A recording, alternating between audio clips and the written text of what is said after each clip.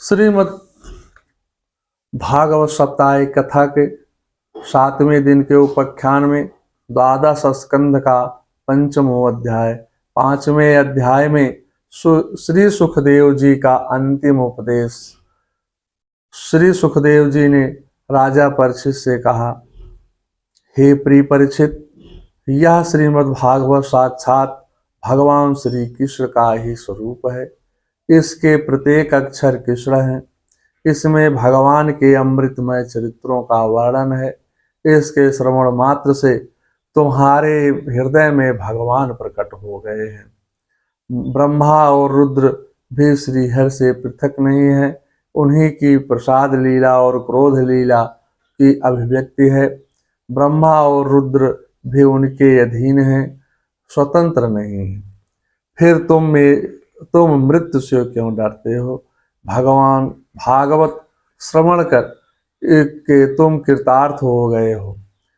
अब तुम उसी का ज्ञान दृश्य द्वारा अपने अंदर और बाहर स्थित चराचर जगत के प्राणियों में उन्हीं की सत्ता को देखो और आत्मा अनुभव करो। तुम तो राजान मरीचे तुम पशु बुद्धि मिमाजे ना जातम प्रांगभूतो देवस्सम नानुवक्षस।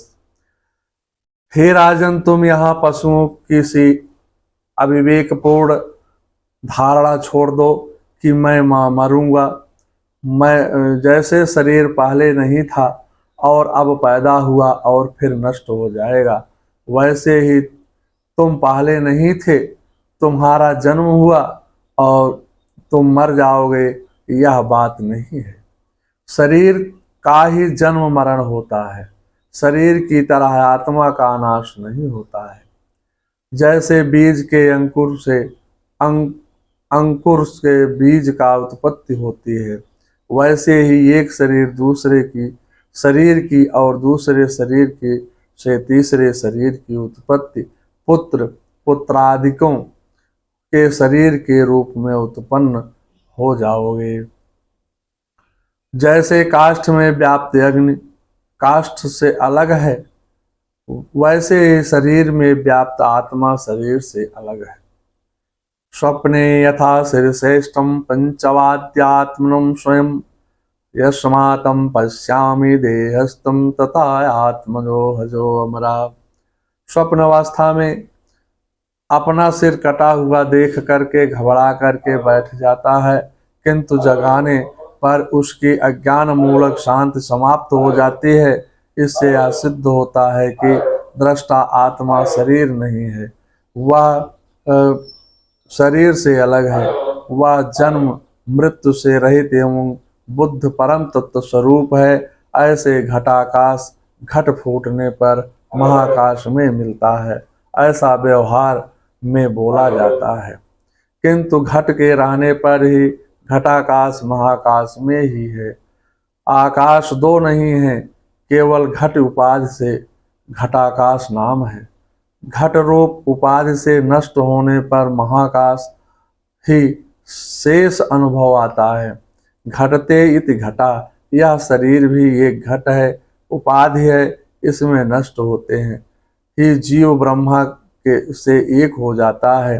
वास्तव में जीवो ब्राह्वेयो ना परा, एक दीपक तब तक दीपक कहलाता है जब तक जल रहा है।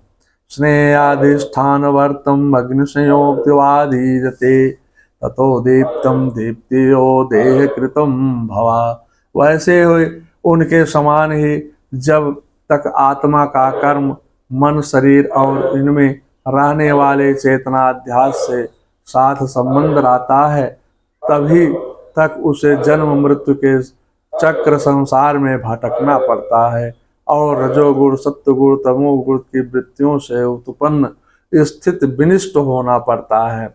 यह मन की संकल्प विकल्प द्वारा अनेक प्रकार के शरीरों की रचना करता है और इस मन की रचना माया करती है। माया के कारण ही जीव को संसार है, तो साथ वास्तविक नहीं है। इसी प्रकार तेल बत्ती का संयोग है, तक तक दीपक है। त्रिगुणात्मक देह तभी तक संसार है। दीपक ज्योति के समान आत्मा का नाश नहीं होता है।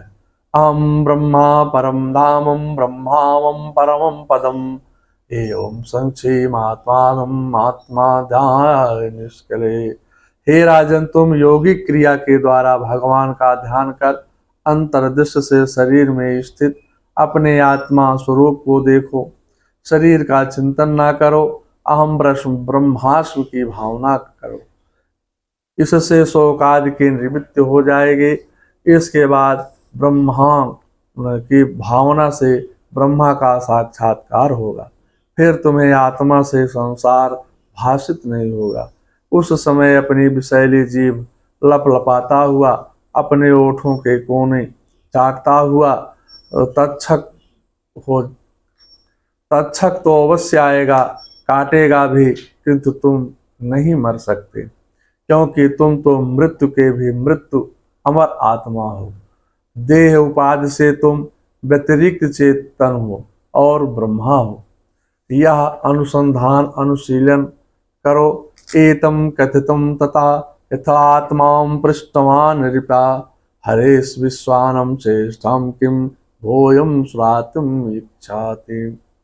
सुखदेव जी ने कहा, हे राजन, तुमने विश्वात्मा भगवान की लीला के संबंध में जो प्रश्न किया है उसका उत्तर मैंने दे दिया है। और अब और क्या सुनना चाहते हो? श्रीमद् भागवत साप्ताहिक कथा के 12 स्कंद का 5वां अध्याय समाप्त हुआ। मंगलम भगवान विष्णु मंगलम गरुड़ध्वजा मंगलम पुंडरीकाक्षाय मंगलाय तनोहरि।